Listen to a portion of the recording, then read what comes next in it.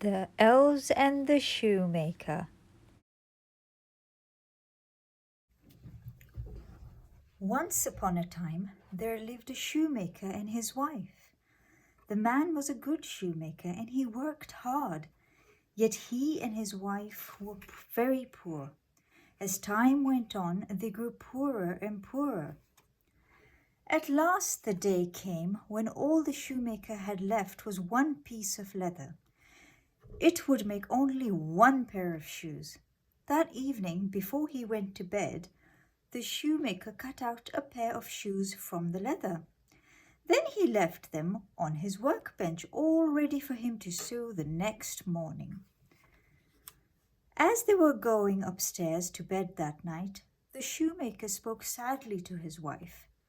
"I have used my last piece of leather," he said. "I have cut out one pair of shoes.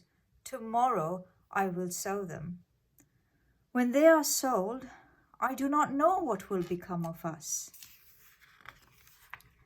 The next morning, the shoemaker got up early and went into his workshop, ready to make the shoes. On his bench, instead of the leather he had left cut out, he found a pair of shoes already made. He was astonished and did not know what to think. The shoemaker took the shoes in his hands and looked carefully at them. They were neatly made, with not one bad stitch in them. He showed the shoes to his wife, who said, "I have never seen a pair of shoes so well made. They are perfect." The shoemaker and his wife could not think who had sewn the shoes.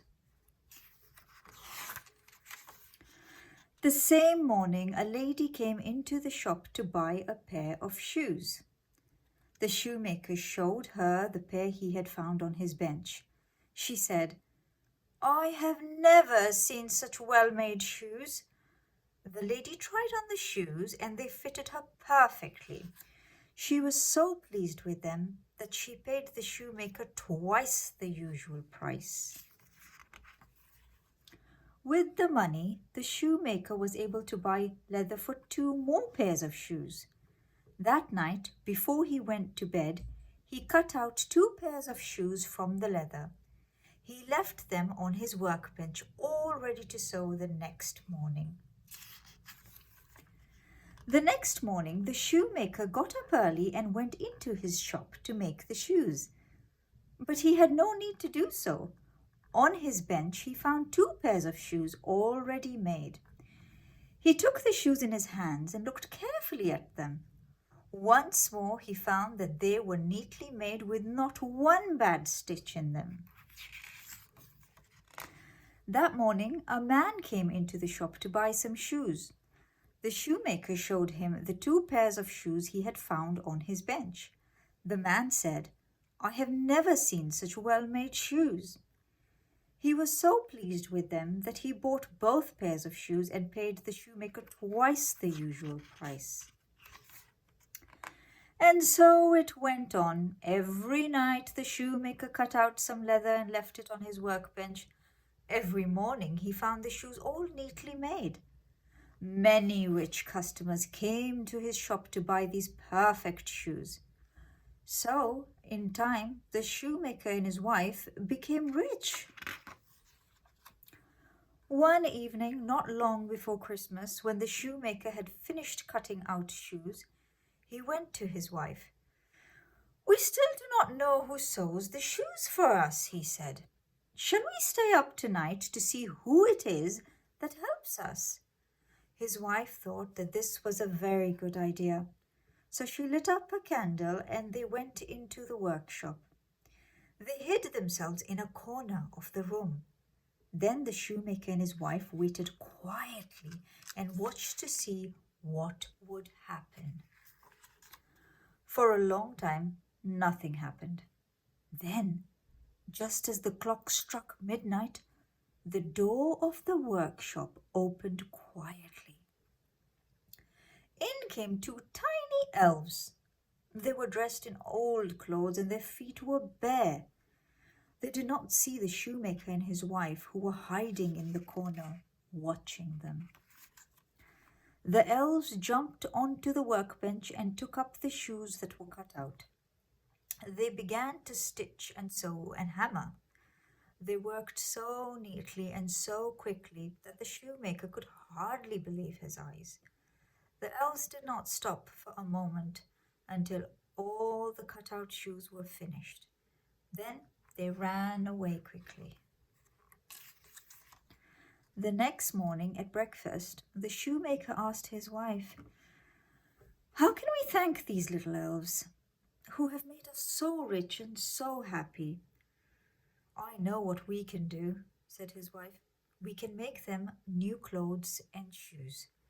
Their own clothes are ragged and their feet are bare." During the evenings that followed, the shoemaker and his wife began to make new clothes for the elves. The shoemaker chose the softest leather he could find. He cut out 2 of the tiniest pairs of shoes ever seen. Then he stitched the shoes as carefully as he could.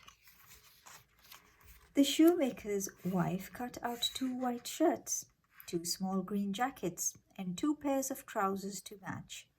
She sewed them with tiny stitches. She made 2 little caps, each with a feather in it. She also knitted 2 pairs of tiny white stockings. By Christmas Eve, the tiny shoes and clothes were finished. The shoemaker cleared the leather and the tools from his workbench. He and his wife laid their presents on the bench instead of the usual work.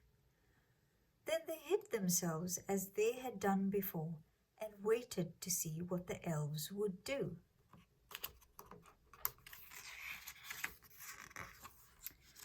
Just as the clock struck midnight, the door opened quietly as before. The 2 elves came running in. They still wore old clothes and their feet were blue with cold. They jumped onto the bench, ready to get to work at once. But there was no leather on the bench, only the tiny clothes. The elves were astonished at first, and they were delighted. In no time at all, they were out of their old clothes. Then they dressed themselves in the beautiful new clothes, the green jackets and trousers, the white shirts and stockings, the soft leather shoes and little caps with the feathers that nodded as they laughed. Then they joined hands and danced around singing, "Now we are boys so fine to see, we need no longer cobblers be." At last they danced happily out of the door. The shoemaker and his wife never saw the little elves again, but from that time good luck was always with them.